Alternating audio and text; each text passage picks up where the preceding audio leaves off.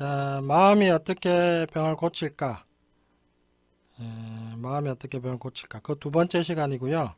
그 중에서도 오늘은 마음의학의 탄생에 대한 마음의학의 탄생이라는 소주제로 그 두 번째 시간을 하도록 하겠습니다. 저번에 제 동생이 척추협착증이 생겨서 저한테 전화해서 물어봤던 것까지 설명드렸는데요. 이어서 얘기하도록 하겠습니다. 동생이 저한테 EFT에서 협착증 나올 수 있냐 이렇게 물었죠. 그래서 퉁명스럽게 잘하면 된다 이런 식으로 설명을 했고, 그리고 이제 그러고 나서 한 달쯤 지나서 갑자기 동생이 다시 저한테 전화를 했습니다. 서울에서 열리는 EFT 워크숍 2단계에 참가해서 확실하게 배워서 한번 고쳐보겠다는 것이었습니다. 그래서 동생은 저 남쪽 끝 김해에서 북쪽 끝 서울에까지 올라왔습니다. 그 당시 워크숍 참가 비용이 30만 원인데 사는 곳이 외져서 허리가 아프니까 택시 타고 이래야 되잖아요. 그러니까 택시비하고 다 합치면 이 워크숍 참가 비용보다 교통비가 더 많이 들었다고 했습니다. 저는 제가 하는 강의였지만 동생을 위해 참가비를 깎아주지도 않았고 직접 그 돈을 다 내게 했습니다. 소중한 것을 얻는 데에는 그만한 대가가 따르는 법이다 라는 생각을 했으니까요. 동생은 비싼 돈과 없는 시간을 들여서 하루에 7시간씩 이틀 동안 총 14시간의 워크숍에 정성을 다해 참가했습니다. 설명도 잘 듣고 실습도 정성으로 했습니다. 워크숍이 끝났을 때 동생의 허리가 약간 편안해지긴 했지만 아직 낫진 않았습니다. 허리가 옆으로 싹 꺾여 있었는데 그거는 나았다고 하더라고요. 근데 아직 다리가 저려서 걷지를 못해요. 신경이 눌려가지고 저려가지고 그거는 안 나았죠. 그러나 이제 동생은 그날 저녁 김해로 내려가면서 저한테 이렇게 말했습니다. 형님, 아직 낫지는 않았지만 아까 실습 시간에 3년 동안 아팠던 허리가 낫는 분을 보니까 나도 열심히 하면 낫겠다 하는 믿음이 생깁니다. 이런 말을 했습니다. 그때 무슨 일이 있었느냐? 그날에 한 30여 분의 참가자가 서로 실습해주는 시간이 있었는데 3년 동안 허리가 너무 아파서 아침마다 허리를 굽혀야 하는 세수 대신 샤워를 하고 요대를 차지 않으면 잠시도 서 있지 못하는 분이 즉각 나와서 넙죽 허리 숙여 인사를 했었습니다. 참고로 이분 1년 뒤에 만났는데 그때도 여전히 허리는 튼튼했습니다. 이분도 정말 드라마틱한 사례였는데 이분이 허리가 너무 아파가지고 몇 년 동안 허리를 못 굽혀요. 그러니까 아침에 세수를 하는 게 아니라 샤워를 해요. 세수하려면 허리 굽혀야 되니까. 그리고 허리에 요대를 안 차면은 허리가 이게 꺾여서 또 하루 종일 요대를 차고 있어야 돼요. 그분이 30분 동안 실습하면서 다 나아버린 거예요. 그리고 그 1년 뒤에 만났는데 허리 또 그대로 멀쩡했었어요. 그분이 이제 그렇게 허리가 좋아지니까 이제 자기 허리 좋아졌다고 이제 사례 발표를 했죠. 동생이 그걸 본 거죠. 그걸 보고 나서 이제 자신감을 얻었죠. 자, 그렇게 이제 하면 되겠다는 약간의 믿음이 생긴 거죠. 그러고서 이제 자기 허리는 안 나았지만 EFT로 허리는 나을 수 있겠다 이런 생각하고 이제 내려간 거죠. 그리고 다시 한 달 정도 지나서 부산에서 EFT 1단계 워크숍을 할 기회가 생겼습니다. 공교롭게도 그 장소가 김해의 동생 집과 가깝습니다. 부산의 서쪽이었는데 김해가 부산의 서쪽에 있거든요. 그러니까 가까웠어요. 그래서 거기 강의하러 가야 되는데 강의 전날에 일찍 하루 전날 내려가서 동생 집에서 하루 머물었죠. 동생을 만나서 맥주 한 잔씩 마시면서 물었습니다. 요즘 허리는 어떠냐? 그러니까 동생이 아직 여전합니다. 힘듭니다. 이렇게 얘기를 했죠. 그래서 제가 말했습니다. 그래, 그럼 더 열심히 해봐라. 이렇게 얘기했습니다. 다음날 이제 워크숍 장소까지 동생이 차로 태워줬습니다. 그리고 나서 이제 뒤에서 청강을 했죠. 7시간 강의 내내 동생이 열심히 또 레벨 1을 재수강한 거죠. 쉽게 말하면. 레벨 1을 재수강하면서 열심히 따라서 함께 EFT를 했습니다. 그리고 이제 강의가 끝나고 저녁 겸 뒤풀이로 참가자들과 이제 강사가 2명이었습니다. 저하고 또 다른 사람이 한 사람 있었는데 함께 식사와 술을 먹게 되었습니다. 그때 동생도 동행을 했습니다. 다들 돌아가면서 한마디씩 하는데 동생이 입을 열었습니다. 형님, 제 허리가 이제 다 나았습니다. 그래서 제가 어떻게 다 나았냐 이렇게 물었죠. 그러니까 동생이 말을 했습니다. 오전에 이제 강의 들으면서 같이 두드리다 보니까 온갖 생각과 감정이 다 떠올라서 부지런히 무조건 다 두드렸습니다. 그러다 점심시간이 되니까 허리가 편해진 것 같아서 운동장으로 나가서 걸어봤습니다. 그 강의 장소가 마침 초등학교 도서관이었거든요. 그래서 전에는 뭐 몇십 미터도 못 걷고 다리가 당겨서 저리고 당겨서 주저앉곤 했는데 한 바퀴 다 돌아도 괜찮아서 10바퀴나 돌았는데 여전히 괜찮았습니다. 더 돌 수도 있었는데 이 정도면 다 나은 것 같아서 그냥 들어왔습니다. 뭐 이렇게 얘기를 했습니다. 그래서 제가 물었죠. EFT를 할 때 무슨 생각이 떠오르든 이렇게 물으니까 10년 전에 디스크로 고생하던 일이 막 생각나던데요. 수술해준 의사도 믿고 그 병원을 소개해준 택시기사도 믿고 내 트럭을 싸게 사간 그놈도 믿고 하여튼 뭐 마음속에 있던 괴로운 생각 20, 30가지가 넘게 떠올랐는데 자꾸 두드리다 보니까 이제 그런 생각 아무 생각도 안 납니다. 마음도 편안하고 허리도 편안합니다. 자, 결국 제가 아까 저번 시간에 말씀드렸죠.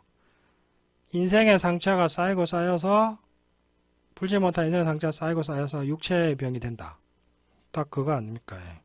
그래서 마음도 편해지니까 EFT 마음이 편해지니까 허리도 편해진 거 아닙니까? 동생은 EFT로 단순히 허리만 나은 게 아니었습니다. 그 뒤 명절에 온 가족이 모였을 때 재수씨가 저한테 말했습니다. 아주버님 남편이 EFT 하면서 너무 좋아졌는데 실은 제가 더 좋습니다. 성격이 많이 부드러워지고 말도 부드러워지고 경훈이하고 싸우지도 않습니다. 자초지종을 들어보니까 제 조카가 둘 있는데 이제 둘째 조카가 걔 이름이 경훈인데 둘째 조카인 경훈이가 3살인데도 불구하고 아빠하고 성격이 똑같아서 아빠한테 마구 고집 부리고 화를 내는데 애가 이러면 이제 동생이 그걸 도저히 못 참는 겁니다. 그래서 애한테 엄청 화를 냈다는 겁니다. 그런데 이제 EFT를 해서 허리를 고치는 과정에서 이 분노도 많이 사라진 거죠. 그러면서 말투도 바뀌고 그러다 보니까 애한테 대하는 것도 애한테도 부드럽게 대하고 그러다 보니까 허리도 고치고 마음도 편안해지고 가정도 화목해지는 일석삼조의 선물을 얻었던 겁니다. 지금 몇 년이 지난 지금도 동생 허리는 여전히 멀쩡합니다. 자, 바로 이게 마음의학입니다. 병이 아니라 사람을 고치고 몸이 아니라 마음을 고쳐서 더 나아가 인생까지 고치는 겁니다. 저는 마음의학을 통해서 질병 앞에 무기력한 의사가 아니라 어떤 병 앞에서도 자신감 있는 의사로 다시 태어났습니다. 저는 마음의학을 통해서 몸과 병만 고치는 것이 아니라 인생과 성격과 마음까지 고치는 의사로 거듭났습니다. 그럼 마음의학을 다시 정의해 보겠습니다. 그럼 마음의학은 뭐냐? 첫째, 몸과 마음은 구분되지 않는 통합체이다. 이것을 마음이라고 한다. 마음이 바뀔 때 마음이 바뀌고 몸이 바뀐다. 한마디로 마음은 몸 플러스 마음이다. 이 내용은 저희 책 EFT가 낫지 않는 통증은 없다 85쪽에 나오는데 한번 꼼꼼하게 읽어보시고 다시 한번 음미해 보십시오. 두 번째, 일부 유전적 질환, 선천적 질환을 제외한 대부분의 병은 자연적으로 회복된다. 다시 말해서 모든 병은 마음이 바뀌면 마음이 바뀌어 저절로 나을 수 있다. 마음이 몸의 병을 만든다. 자연적으로 회복되지 않는 만성병이나 만성 통증의 원인은 육체 증상과 관련된 상처받은 사건과 감정과 생각, 생각에는 믿음, 태도, 의견, 자아상 등이 들어가겠죠. 이런 사건과 감정과 생각이다. 한마디로 마음에서 풀지 못한 생각과 감정과 기억이 몸의 병을 만든다. 병의 원인은 바로 이겁니다. 마음에 있다. 이게 바로 이 말입니다. 넷째, 질병과 관련된 사건과 감정과 생각이 지워지고 긍정적으로 바뀌면 어떤 병이라도 좋아지고 나을 수 있다. 다섯 번째, EFT는 병의 원인이 되는 상처받은 사건과 감정과 기억을 바꾸는 가장 탁월한 수단이다. 여섯 번째, 무의식의 믿음이 바뀌면 몸이 바뀐다. 다시 말해서 확언으로 좋아진다는 믿음이 생기면 어떤 병이든 좋아질 수 있다. 이거에 관해서는 앞에서 에밀 쿠에 관해서 설명드렸죠. 에밀 쿠에가 이 부분, 이 방면에서는 선구자죠. 그리고 이런 것에 대해서 충분히 증명을 했죠. 일곱 번째, 마음의학은 확언과 EFT로 몸과 마음과 병과 사람과 성격과 인생을 동시에 치료한다. 자, 그러면 제 동생의 사례를 4요소 모형에 맞춰서 설명해 보도록 하겠습니다. 4요소는 뭐냐? 육체 증상, 관련된 사건, 관련된 감정, 관련된 생각, 이걸 이제 사요소로 갑니다. 육체 증상은 그 육체 증상과 관련된 사건과 감정과 생각이 생기기 때문에 저는 이 육체 증상, 관련 사건, 관련 감정, 관련 생각을 사요소라고 얘기합니다. 그리고 저는 편의상 이걸 줄여가지고 육체 증상, 관련 사건, 관련 감정, 관련 생각 이거 합자만 따가지고 육체 증상의 육, 사건의 사, 감정의 감, 생각의 생 한 자씩 따서 육사감생으로 줄여서 부릅니다. 그래서 육사감생 사요소. 자, 그리고 이제 저희 책 EFT에 낫지 않는 통증은 없다. 87쪽에 보면은 그 표가 나오는데요. 일단 맨 왼쪽에 마음이 있습니다. 마음은 몸 플러스 마음입니다. 그리고 몸에 해당하는 게 육체 증상이고 마음에 해당하는 게 관련 사건, 관련 감정, 관련 생각이죠. 그러면 동생은 이 육체 증상은 뭐였느냐? 몇 달 동안 허리가 뻑뻑해서 굽히지도 못하고 다리가 저리고 터질 것 같아서 몇십 미터도 편하게 걷지를 못했습니다. 그럼 이 허리 척추협착증과 관련된 사건은 뭐였느냐? 수술해도 낫지 않았다. 그 택시기사 병원 소개했다. 차를 동료에게 헐값으로 넘겼다. 뭐 이런 허리 아플 때 일 등이 있었죠. 그로 인한 그럼 관련된 감정은 뭐였냐? 수술해도 안 나았으니까 의사가 미웠겠죠. 그 다음에 여기 소개해준 택시기사도 원망스러웠겠죠. 그 다음에 자기 차를 헐값으로 이제 동료한테 팔았는데 그 동료도 괜히 믿고 화가 나는 거죠. 그 다음에 디스크 수술을 했을 때 엄청 디스크 처음 발병했을 때 고생했는데 협착증이 또 그때처럼 안 나오면 어떡하나 하는 이런 두려움도 있었고 관련된 생각은 뭐였냐? 의사한테 분풀이라도 하고 싶다. 치료가 실패하면 어떡하나, 안 나와서 허리 못 쓰면 어떡하나, 사업은 어떡하나, 안 나오면 어떡하나 이런 걱정들이 또 생각들이 많았죠. 이런 걸 EFT로 쭉 몇 달 동안 지운 거죠. 그러니까 다 나은 거죠. 자, 그러면 또 마음의학의 패러다임의 또 다른 적용 사례를 한번 살펴보겠습니다. 어느 날 경추에 종양이 생겨서 양손이 그 척추신경이 눌려서 양손이 마비되어서 마음대로 움직이기도 힘들고 요추에도 협착증이 생겨서 잘 걷지 못하는 50대 중반의 기혼 여성이 찾아왔습니다. 저희 한의원 대기실에서 원장실까지 그 뭐 한 10m도 안 될 건데 그 10m 걷는 것도 못 걸어서 아들의 부축을 받아야 할 정도로 증상은 심각했습니다. 본인과 아들에게 종양과 협착증이 있다는 말만 듣고서 저는 대뜸 물었습니다. 경추의 혹은 알겠는데 그럼 내 인생의 혹은 뭘까요? 이게 이제 선문답 같은 질문을 했는데 경추의 혹은 알겠는데 그럼 내 인생의 혹은 뭘까요? 그러니까 이분이 갑자기 팍 가슴이 착 질려가지고 갑자기 당황하면서 아 그런 거 없어요. 이제 다 잊고 용서했어요. 이러더라고요. 그래서 제가 다시 물었죠. 예, 그래요? 그럼 뭘 잊고 누굴 용서했습니까? 그러니까 처음에 또 화들짝 놀라다가 마침내 인정한다는 투로 어쩔 수 없다는 뜻으로 남편요 이렇게 얘기한 거죠. 결국 뭐냐? 남편과 관련된 온갖 사건, 감정, 생각들 때문에 몸이 이렇게 된 거죠. 저는 이제 마음의학의 사요소 모델을 확립한 뒤에는 이런 식으로 선문답 하듯이 무심코 툭 찔러서 무의식의 정보를 찾아내는 방식을 많이 씁니다. 이 방식이 효율적으로 핵심적인 정보를 잘 끄집어내기 때문입니다. 그리고 마침내 이분이 다 털어놓기 시작했습니다. 결혼할 때부터 남편과 마음이 안 맞았어요. 폭력도 심하고 가정에 무심하고 별로 같이 살고 싶지도 않았는데 어느새 첫 애가 생겼어요. 또 둘째도 생기고 그러다 보니 어쩔 수 없이 지금께 살게 됐어요. 죽고 싶다고 하면서도 애들 대학 졸업할 때까지만 살자 하는 생각을 많이 했습니다. 생각을 많이 했어요. 그래서 제가 물었습니다. 병은 언제 생겼나요? 2년이 못 됐네요. 둘째가 언제 졸업했나요? 이제 졸업한 지 2년 돼서 군생활하고 있어요. 결국 놀랍게도 이분이 애들 대학 졸업할 때까지만 살자고 무심코 했던 다짐은 정확하게 둘째 아들이 졸업하자마자 기가 막히게 실현되었던 것입니다. 이게 자신도 모르게 화근이 되어 버렸던 겁니다. 그럼 이분의 증상과 인생을 앞에 나온 사요소로, 마음의학의 사요소로 한번 다시 정리해보면 이렇습니다. 요거는 저희 책 EFT로 낫지 않는 통증은 없다 88조에 나오니까 한번 보시죠. 육체 증상은 이겁니다. 경추 종양과 척추 협착증이 2년 전에 발병해서 협착증은 2번의 수술을 했는데 효과가 전혀 없었습니다. 결국 경추 종양은 거기가 너무 위험한 부위라서 수술하기가 힘들었습니다.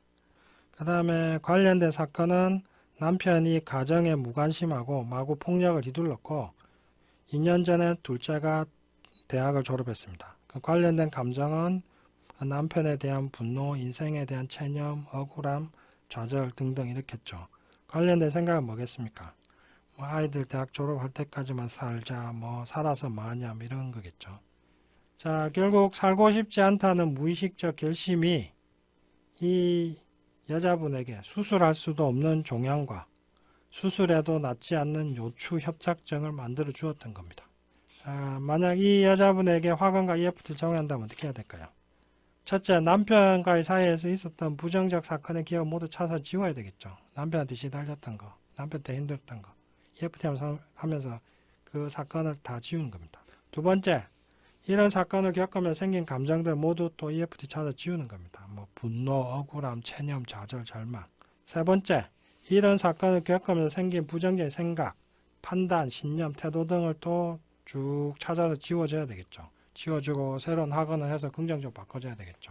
뭐 살아서 뭐하나, 뭐 살기 싫다 이런 생각도 있잖아요. 자, 한마디로 한 인간의 인생에서 있었던 기억과 느낌과 생각들을 통째로 지워주고 바꿔주는 겁니다. 이게 바로 이제 마음의학으로 치료하는 방법입니다.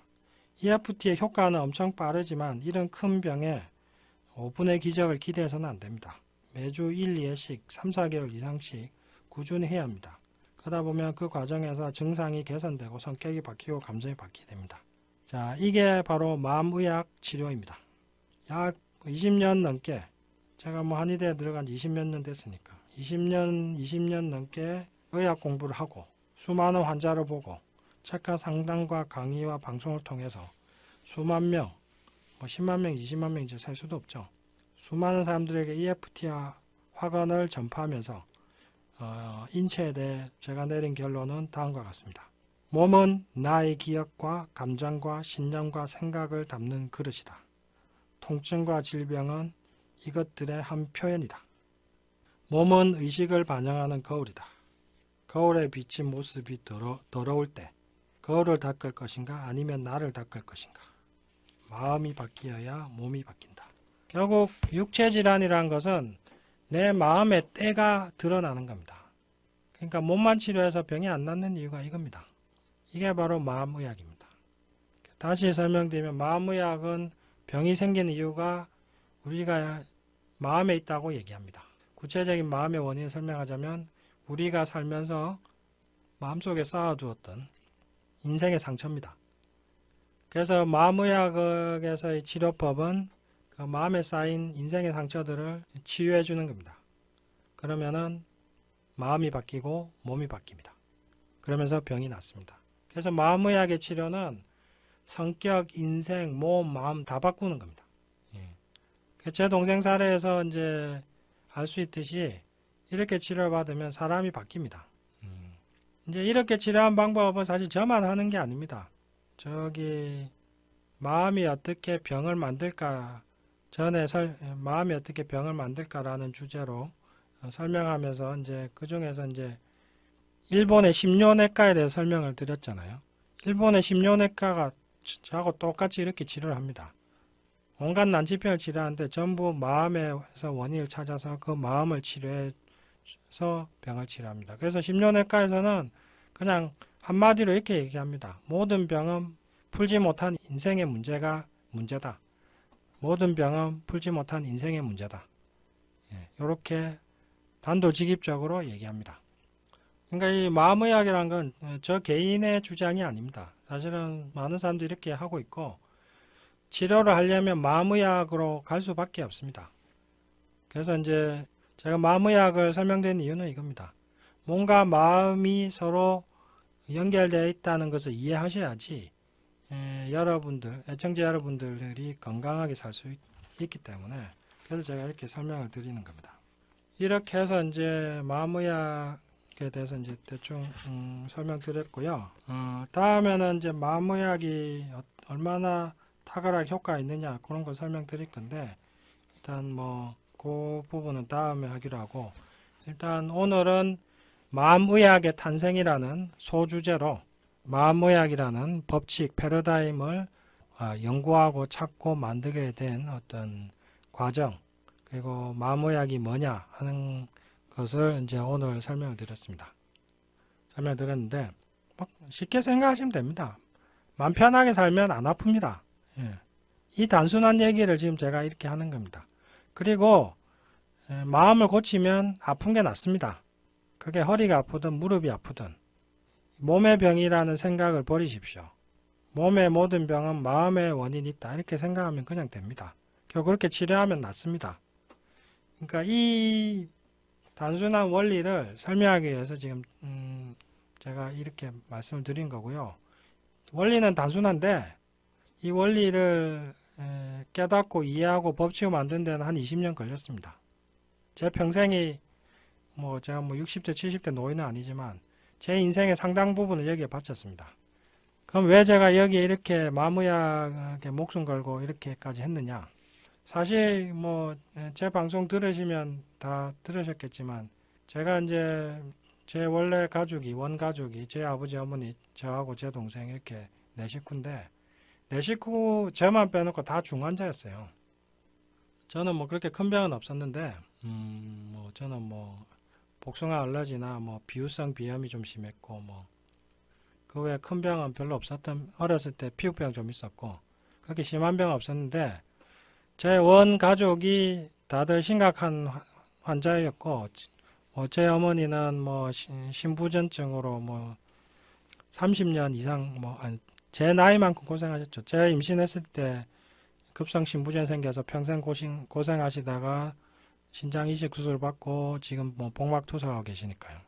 그 평생 아프셨고 저희 아버지도 제가 중학교 때부터 류마티스 관절 생겨서 온몸 관절이 퉁퉁 부어서 거동도 못하고 맨날 무릎이 물이 차가지고 무릎이 평소 크기보다 2배, 3배로 되어가지고 거동도 못하는 모습을 늘 봐야 됐고 제 동생도 지금 말씀드렸다시피 어린 나이에 벌써 디스크 생기고 척추협착증 생기고 이랬으니까 그러다 보니까 저는 사람이 아프다는 것에 한이 맺혀 있었고 어떻게 하면 병을 고칠 거냐 이 생각밖에 없었습니다.